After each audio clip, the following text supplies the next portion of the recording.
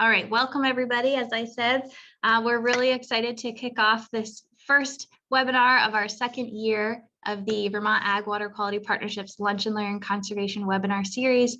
They happen 1 or 2 Wednesdays every month from 12 to 1. And we're really excited to be joined by Ryan Patch today of Agency of Ag to talk to us about the Vermont Climate Council. So just before I pass it off to Ryan, I wanted to remind everybody about the Vermont Ag Water Quality Partnership's purpose and mission, which is to improve ag water quality in Vermont by coordinating all partner efforts to provide education, technical, and financial assistance to the farming community. In addition, we have 3 goals for our partnership, overarching goals, which are to improve water quality as well as wildlife habitat on all engaged farmland owner or operators' properties, to deliver technical and financial assistance in an efficient and effective way, and also provide the best experience possible for those participating in our programs. All right, and with that, I'm going to hand it over to Ryan. Thank you, Ryan. Sure, my pleasure. I will work to share my screen. Both of my webcams and the camera on my computer are out of order, so you're just going to have to listen to my disembodied voice. Apologies about that. So I today wanted to take the opportunity to share an update with folks about the work that's been ongoing in the Agriculture and Ecosystems Subcommittee, of which I am a member. And so let's just right screen up here. Sorry.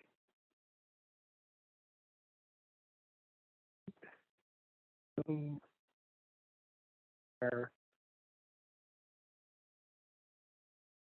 There.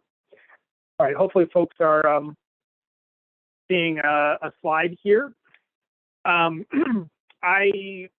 So there's a robust, ongoing, conversation that's happening within the confines of the Vermont Climate Council, where today I think my main points include if you have questions or interests about the full suite of recommendations from the Agriculture and Ecosystem Subcommittee, how that interfaces with the Vermont Climate Council, and the process and timeline for the integration of recommendations into the forthcoming climate action plan, really need to encourage you to get involved in this process. There's a new landing page that's available at climatechange.vermont.gov, where all meetings of the subcommittee, the Climate Council, are published and made available, and all of the resources are there as well. My goal today for folks here is to share a bit of the work that the Agency of Agriculture has done a bit more specifically into the realm of evaluating agriculture and the opportunities for mitigation and sequestration opportunities on agricultural cropland. That's not to in any way devalue the other co-benefits we get from well-managed agricultural cropland in the space of resilience and adaptation needs for the state, but rather, for those that are working specifically with farmers or have questions about the mechanisms of greenhouse gas emissions and sequestration opportunities, focusing on that process and how folks may be able to communicate that to farms and where to direct farms and other operators to get involved with this process so they could provide public comment or get involved in Climate Council meetings or subcommittee meetings. Further, there was a really great stakeholder event that happened about 2 weeks ago now at this point, called the Agriculture Stakeholder Engagement Event.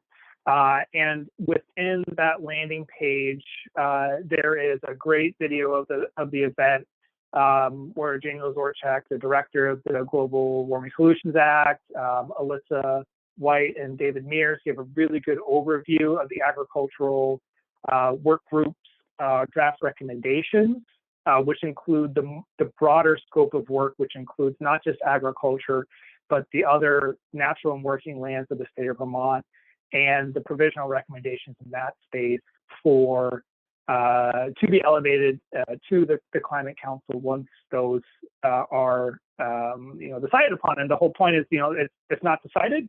These discussions are ongoing, and would encourage folks to get involved and share their thoughts and public comment on this process. But both the video event is there, and I think that the presentations can do a really good job outlining the more holistic framing of the Agriculture and Ecosystem Subcommittee work, and further within the Climate Council webpage every Friday from 10 a.m. to noon is the meeting of the Agriculture and Ecosystem Subcommittee, and that's where these discussions are taking place as the group works through the charge that is set before it.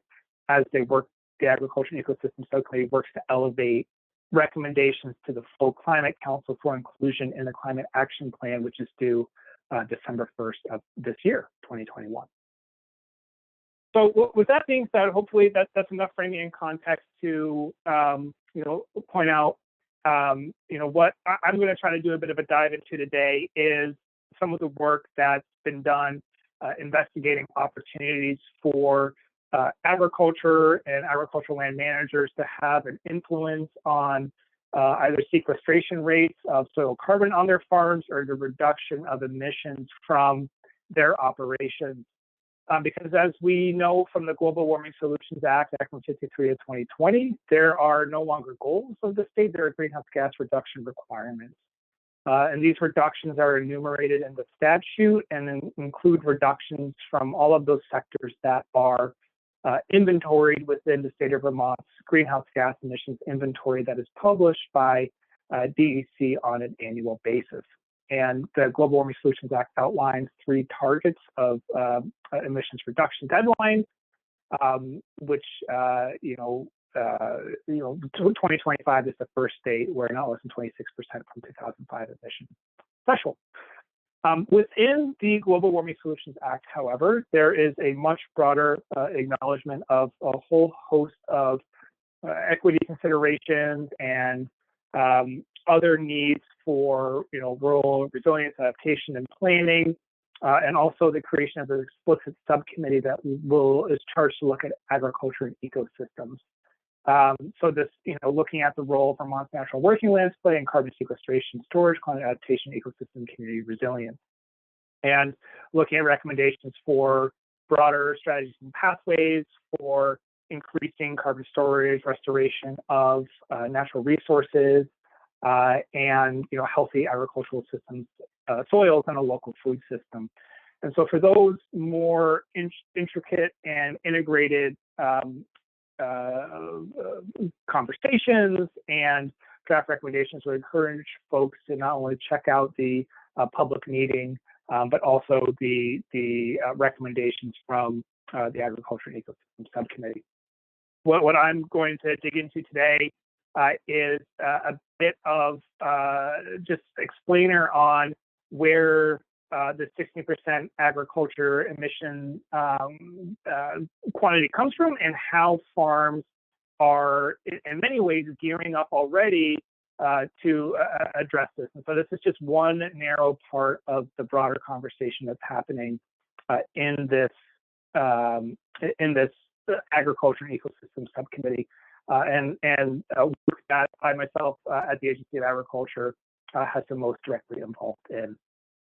So basically, what we can see is the greenhouse gas emission inventory for the state of Vermont goes back to 1990, is now published annually, and provides a tracking of emissions from the agricultural sector for these 4 components: enteric fermentation for ruminant animals, manure management on farms, agricultural soils, as well as liming and urea fertilization. What we see, this is similar to, or the exact same graph as the one on the prior slide, but on the right-hand side here, we have it broken out to show the relative contributions from each one of those specific sources of greenhouse gas emissions, whether enteric fermentation, which is the largest single share, the balance of ag soils and manure management being roughly the same, and smaller contributions from liming and urea fertilization in the state. The opportunities that also exist within the agriculture, right? Agriculture, not just emits, but it also sequesters. And for that, there is a carbon inventory report that's being undertaken by a contractor to look at the balance of both emissions and sequestration from agriculture and other lands in the state. So this will be an important report to help contextualize that, yes, of course, there are emissions from agriculture, but there also is sequestration potential, real and actualized within the state today. And we're very lucky that photosynthesis is a thing for a number of reasons, least of which is the opportunity to store organic matter within our soils, and farmers can in many ways influence the organic matter that is present in their soils. So most of this work that was conducted within a sub-task group of the Agriculture and Ecosystem Subcommittee focused specifically on this question of reductions of gross and net annual greenhouse gas emissions. So not just those that come from those four sources, but also looking more broadly at when looking at the soils in which crops are grown and fields are managed, the opportunity for sequestration that are present in those fields as well.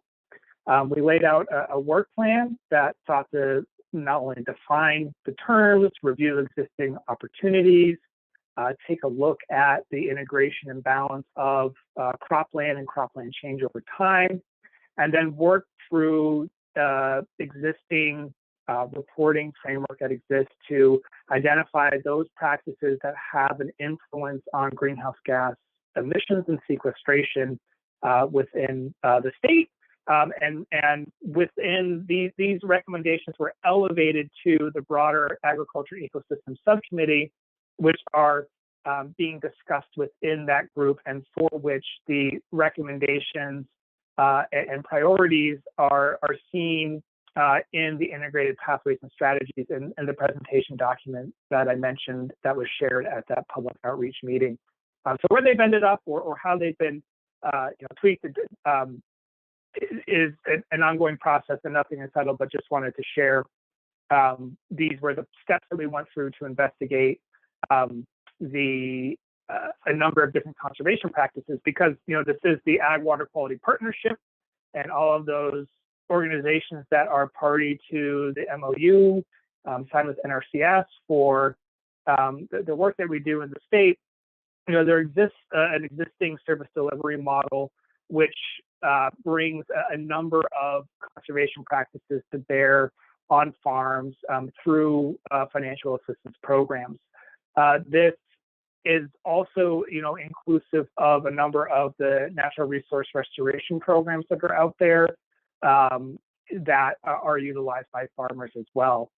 And so what this group did was to seek to look at the 80 or so commonly adopted conservation practices on farms in the state, and to identify those practices that have a directional benefit to either emissions reduction or sequestration values on farms. And these are the top 10 practices that came out, and it pretty much falls in line with folks' understanding of if you're growing trees, you're doing pretty good for carbon. And then, of course, the soil health principles that were such an important part of NRCS's soil health outreach that continues today. You follow those four principles of keeping the soil covered and growing covered all year round. You're going to have some important benefits, not just the soil carbon sequestration, but also the potential to reduce the emission of greenhouse gases compared to conventional tillage systems, which stir a lot of the soil and can release a good bit of greenhouse gases.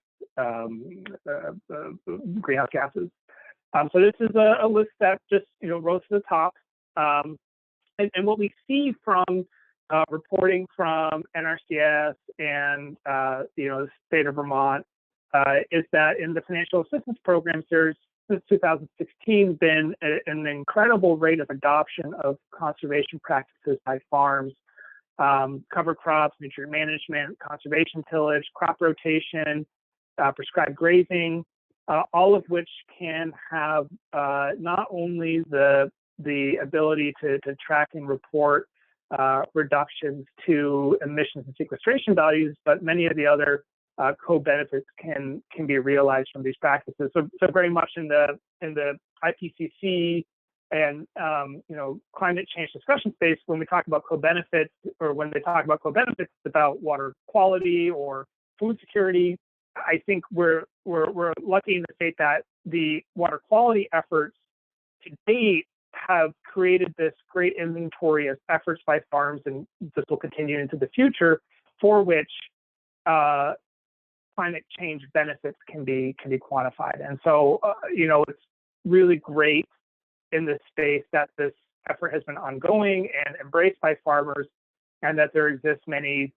co-benefits, not just to the water quality goals of the state, but hopefully the climate goals of the state as well. Based on the rate of adoption of conservation practices in the state, the number of acres implemented, emission reduction coefficients from Comet Planner. There's been some preliminary analysis of cost effectiveness and effectiveness of many of these conservation practices. And similar to the water quality reporting space, where we see agricultural land conservation practices can be the most cost effective for phosphorus reductions in the state. Similarly, for emission reduction coefficients, whether that's emission reduction strictly or sequestration paired with that, there can be really good cost benefit for the adoption of these conservation practices in agricultural crop fields. Canada just released a paper a month or two ago, which does a pretty exhaustive look at a number of the practices and opportunities, and they found as well that agriculture can play an important role in the mitigation needs of Canada and their climate goals that they have north of the border. But this is just an investigation of existing state efforts and implementation. What we also, in thinking about those sources and opportunities for meeting agricultural climate goals in the state, again, staying within the lane of emissions and sequestration world, there was a Dr. Alyssa White at UVM keyed up a thought experiment for us to look at as far as those sources and relative potential within those spaces for meeting sequestration or emission reduction goals. And one is the first one is just, enteric fermentation. Enteric fermentation is something that, of course, can be affected by feed management or supplement feeding, and for which is the largest single source of emissions within the state. But we have need for, a climate feed management program to be set up. And so the ability to reach these goals in a short timeline is perhaps not as, it may not get us all the way there, but even if we were to reduce enteric fermentation by 30%, it would account for this portion of agriculture's reduction. Thinking about manure management reduction and combining that with enteric fermentation is definitely an opportunity and gets us a part of the way to the 2025 reduction goals, but certainly doesn't get us to the 2050 goals. But I think that the punchline here, and again, this is just a thought experiment, and it just represents in my mind, the opportunity that soil organic matter, healthy soils, and the focus on agricultural soil conservation practices can play in, meeting sequestration goals. So what's laid out here is the reduction target for 2050 by 2018 level, or was at 2018 levels, close to 1990. But if it was 2018 levels, you were in any year to increase soil organic matter by 0.1% on cornfields, on hay fields, or on all hay and cornfields, there's a significant capacity within the soils to build and store organic matter.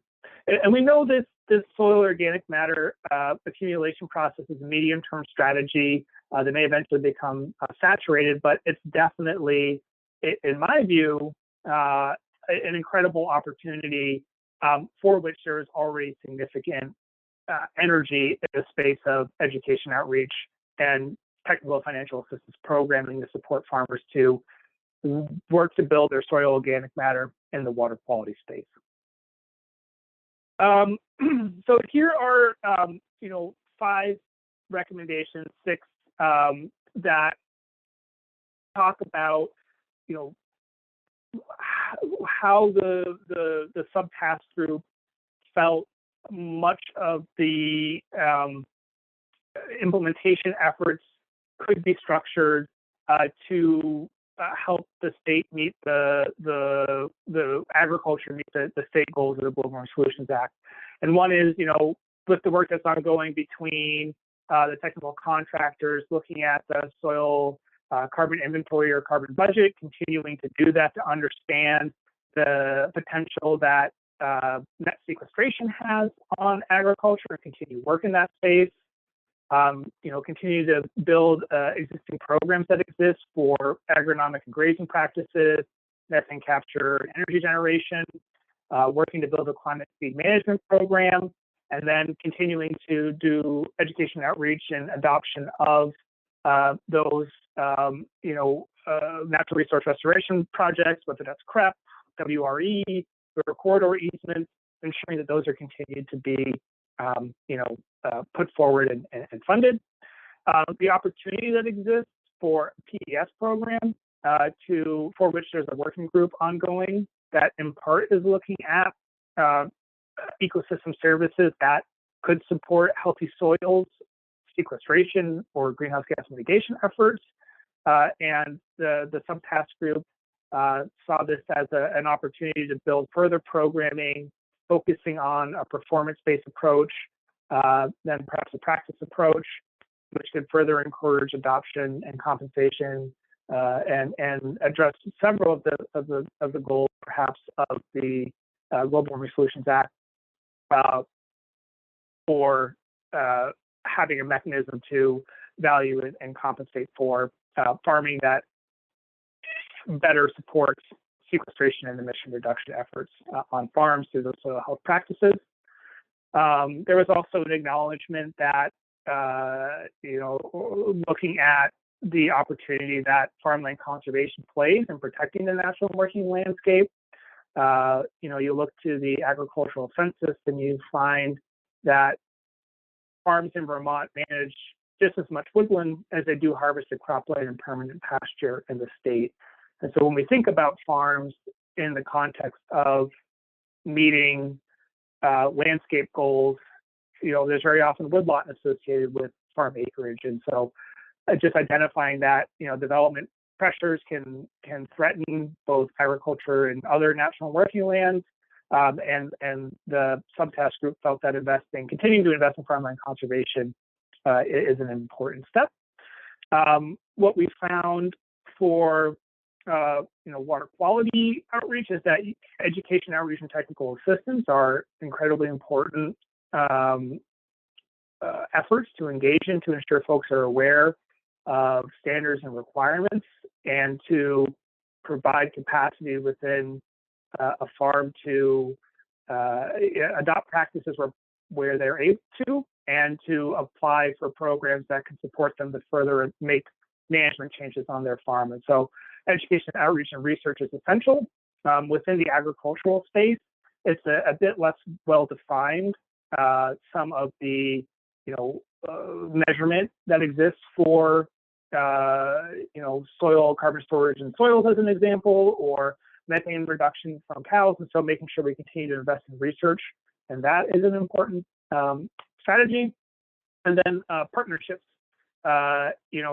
Talking to the Ag Water Quality Partnership today, each one of our organizations has a unique and often specific role to play, ensuring that we streamline delivery of services, is efficient in the water quality space, and the subtask group felt that continuing to build partnerships for implementation of the Climate Action Plan and Global Warming Solutions Act is going to be important as well. And as I hopefully tried to make clear, the Agriculture and Ecosystem Subcommittee is an important nexus for conversations and planning and ultimately elevating recommendations for inclusion in the Climate Action Plan come December. So I have gone through a bit of a speed run of some of the work specific to work into emission reduction and sequestration work on farms, and happy to answer any questions folks may have.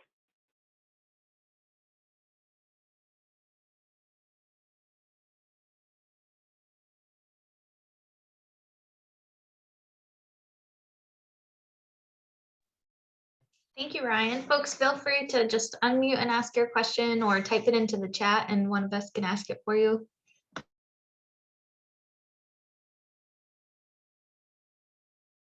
And so I see from Juan, opportunity for agroforestry systems. And I think that is definitely a comment that has been seen at the Agriculture and Ecosystem Subcommittee, for which your commentary would certainly be welcome. There's a portal to submit comment, and that's definitely, whether it's agroforestry as a broader sectoral approach or the specific practices that NRCS has that supports the adoption of agroforestry program. I think that there's an understanding and acknowledgement that there's real opportunity here, and where we can, I think we certainly saw that within the top 10 framework. We had grazing management and silvicultural pasture systems that rose to the top 10. And so I think within our subtask group, we certainly saw that, and I have seen good feedback and support for that within the subcommittee for agroforestry systems and the role that their adoption can play in the state for agriculture. A lot of opportunity there for growing trees and grazing animals in a good way in their integration in crop fields.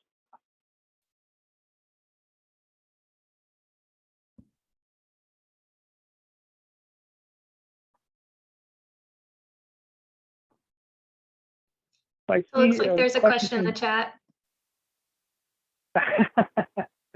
Thanks, Ali. Yeah, a question from Jill here. Is there any discussion of changes in current financial assistance programs to further incentivize these practices?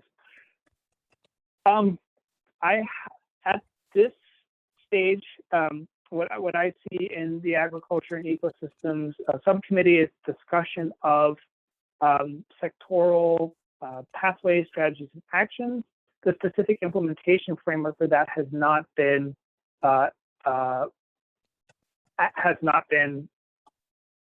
vetted, or recommendations or changes like that have not been suggested that I've seen. I think that's going to be definitely an important consideration for those that manage existing financial assistance programs. For example, our Farm Agronomic Practices program provides a partial cost share for cover crop. That's really a very effective tool for both phosphorus reduction needs and the co-benefits for sequestration and emission reductions for greenhouse gases. And how to blend those two is, I think, a question that will be part of the implementation of the Climate Action Plan. And so, no, I don't think there's been any specific discussion of what changes could look like there, other than acknowledging there are these existing programs from many partners that can fulfill this need, and identifying that as an area for to be supported.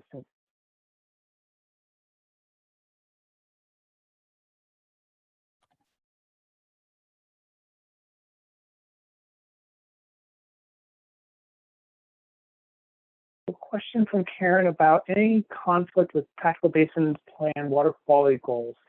Boy, I don't see. I think that's a great question, and one that I haven't looked at it through that lens, so I don't know if I can answer it. I think directionally, what I see just specifically in the agricultural cropland and grazing land space is that many of the practices that a farmer could adopt explicitly for Global Warming Solutions Act or greenhouse gas emission reduction or sequestration purposes have the directionality that we want to see in the water quality improvement space for agriculture. Very much the no-till, the cover crop, crop rotation, enhanced grazing management. You know, we see very similar directionality in those areas. And so I haven't looked at it specifically in that frame, but I think that's a good question to consider. I don't personally see a conflict. I see potentially a way to reinforce some of the water quality benefits through many of the practices that were identified as being beneficial for agricultural mitigation efforts.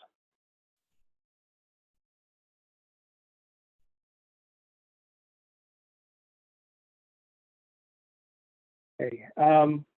A question from Jeff about how close are we to assigning greenhouse gas reduction amounts to those adopted water quality practices? And I don't know. I think that we have been tracking things very well on the state and federal side between DEC, Agency of Ag, and NRCS. And much like the TMDL implementation, the working groups that were developed to review literature, understand edge of field and other measurement and modeling that's been done in Vermont, and then applying a reduction efficiency for phosphorus is a process that I imagine is going to need to be undertaken in collaboration between many of those same partners to be able to assign a reduction benefit for those practices. The good thing is, in my view, is that we've been tracking them since 2016, and so have a really impressive suite of practices to pull from once a greenhouse gas reduction efficiency is associated with that. But that's just speculation. I'm not sure the actual process that will be undertaken, but that's where my mind goes for how to take the great work farmers have been doing and translate it to reduction benefits on the greenhouse gas side. So Ryan, Juan had a question. It's above Jeff's question in the chat. It's kind of long, so I'll let you read it. Oh, okay.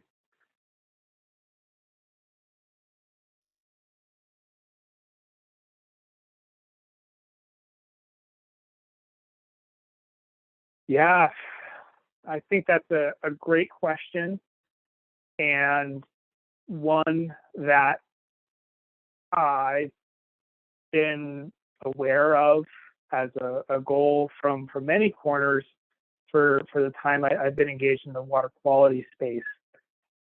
I think that the identification of grazing management and enhanced grazing management as an opportunity for many of the benefits, environmental benefits that they would like to see, is where I think there's a lot of energy in the potential for a Payment for Ecosystem Services program that could seek to synergize many of the benefits that are dispersed across the landscape, so to speak, and centering all of those benefits in one place into a program that could support, reward, and encourage farmers that are either engaged in that at a high level, seek to, or the incentive to adopt those practices the calculus may change if there's a PES program that can support that. And so I don't know if the working group is going to explicitly come out with a grazing recommendation component, but I think the clear, top 10 benefit of, enhanced grazing management on the water quality front and the climate front is it makes it a real contender for needing to have program expansion to support and enhance adoption of that practice for those farms that would like to.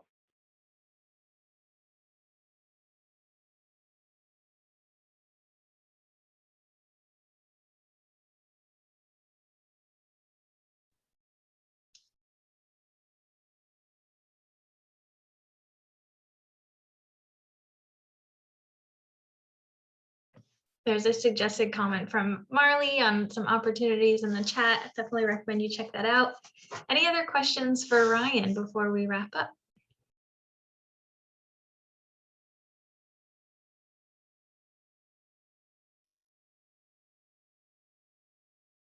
All right, well, thank you so much, Ryan. That was great. I'm going to stop the recording.